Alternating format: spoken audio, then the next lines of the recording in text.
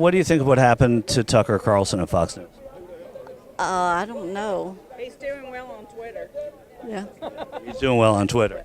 I don't go on Twitter. I do Instagram. I had a man here say to me earlier today, maybe in this exact position, but about an hour ago, said, if Donald Trump murdered someone on the front porch of the White House, I'd still vote for him. Yes. You agree? Yes. Because it would have to be a good reason for him to do it. So if he murdered someone, it would be a good reason? Yeah, I think so. When they say, well, this is fact-checked, it's wrong because it's taken out of context. Like when Joe Biden fell asleep during a live interview on television. Claimed that he fell asleep. I think that was an edited one, right? I didn't think it was. It looked pretty live to me with no cuts in it. Joining us live this morning from New York. Hey, good morning. Wake up. Yes. Wake up, wake I up. can't hear anything. Okay. This is your wake-up call, Harry. Is this the video that you were talking about? Could be, yeah. Biden falling asleep. Should I watch it really quick? Sure. So This is Washington Post. So an article there is saying that it was faked, but it looked real, right? I mean, it looked real. Well, I mean,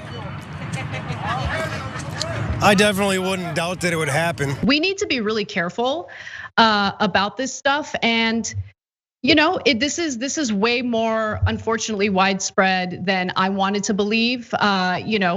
People who are on Facebook all day get sucked into this culture, and they become victims of disinformation campaigns.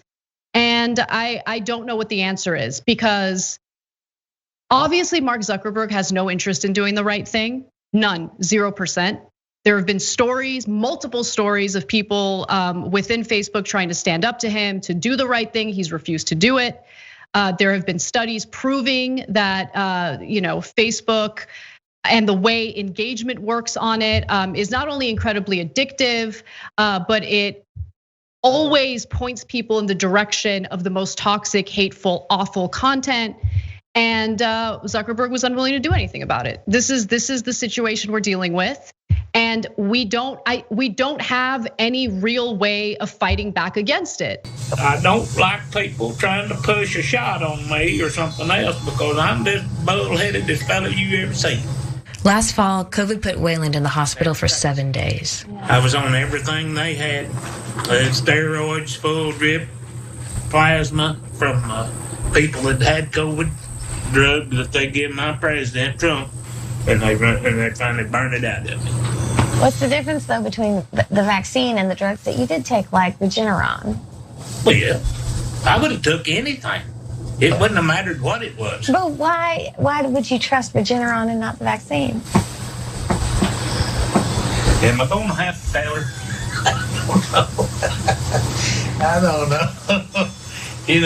Well, the one thing is, they shafted my president. They would have had the vaccine, already had it, but they wouldn't give it to him because they knew damn good and well he'd be reelected. There wasn't nothing nobody could do. So they had to swindle around and skin around and keep it from him just as soon as the election was over. Here, we got it. You shafted me out of my president. I ain't taking your medicine. Oh, okay. I do find it, I genuinely find it fascinating, and I'm not being sarcastic here, that, Republicans tend to be far more vocal in their disdain for government control. They claim to be far more willing to question authority. And they claim to be in favor of small government, right? And so it's just fascinating to me that in this case, this man is honest, and I actually respect the fact that he's being open and honest about his reason, right? Even though I disagree with his reasoning here, that he is so in love with Donald Trump that he's convinced himself that Trump got shafted and is willing to put his own life on the line in order to take a principled stand against taking the vaccine, in his mind. Yeah. Okay.